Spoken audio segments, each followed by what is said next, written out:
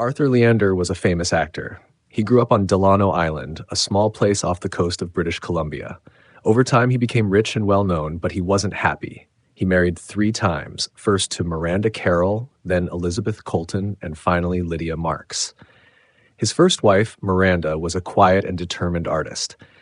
Even after their divorce, she spent years creating a graphic novel called Station 11 about a man stranded on a broken space station. It was her secret passion, even as she later became a successful businesswoman.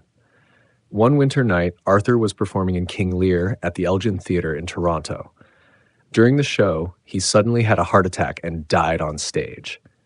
In the audience that night was Jeevan Chaudhary, a former paparazzo who had just started training to become a paramedic. Jeevan rushed onto the stage to help, but it was too late. Also backstage was a young girl named Kirsten Raymond, who had a small part in the play. Jeevan stayed with her to comfort her after Arthur's death. It was the last peaceful moment before the world changed forever. That same night, Jeevan's friend Hua, a doctor, called him with a warning. A new deadly virus, the Georgia flu, was spreading fast and would soon destroy the city. Jeevan quickly bought supplies and went to stay with his brother Frank, a paraplegic former war reporter. They hid together as the world outside collapsed. No one came to help. After many weeks, Frank chose to die so Jeevan could move on without being burdened. Jeevan eventually left Toronto alone, surviving through many hard years. He later found a village in Virginia where he became the town doctor and built a new life. Meanwhile, the flu spread across the globe, wiping out almost everyone. Planes stopped flying, cities emptied, electricity and governments disappeared. The world as people knew it ended within weeks. Miranda Carroll was in Malaysia on a business trip when the pandemic hit. She died alone in her hotel room, holding the 2 finished copies of Station 11. Before her death, she had given them to Arthur. One of these copies he gave to Kirsten the night he died. Arthur's old friend, Clark Thompson, was trying to reach Toronto for Arthur's funeral. On the same flight were Arthur's second wife, Elizabeth Colton, and their young son, Tyler. But the plane was forced to land at Severn City Airport because of the pandemic. The passengers quickly realized there was nowhere else to go. They turned the airport into a settlement.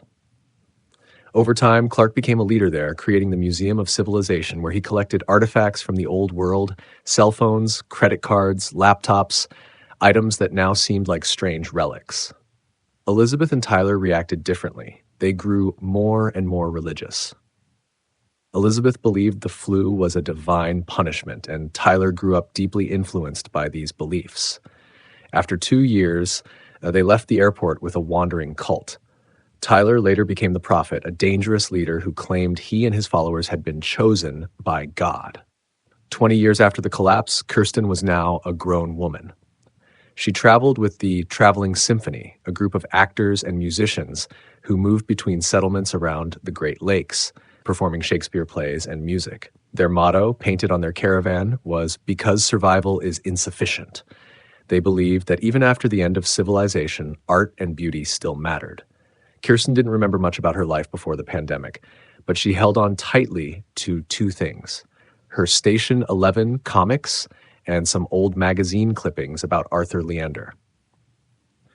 The symphony followed the same route every 2 years. They were hoping to reunite with Charlie and Jeremy, 2 symphony members who had stayed behind in a town to have their baby.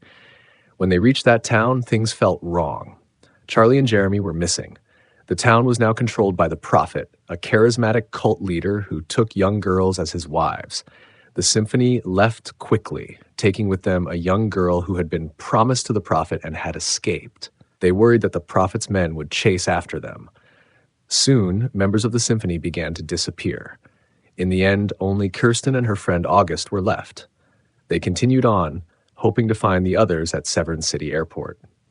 Along the way, Kirsten and August found the Prophet's men holding Sayed, one of their symphony friends, prisoner. They attacked and rescued him. Sayed explained that another member of the symphony had escaped and warned the others to change their route, which saved them. Later, Kirsten was caught by the Prophet himself.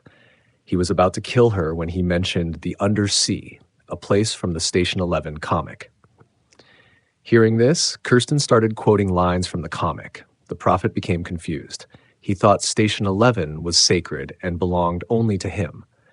Realizing someone else also knew the comic, he became shaken. One of the prophet's young followers had been watching. The boy had already started to doubt the prophet's teachings, feeling uneasy about the violence and cruelty he had witnessed.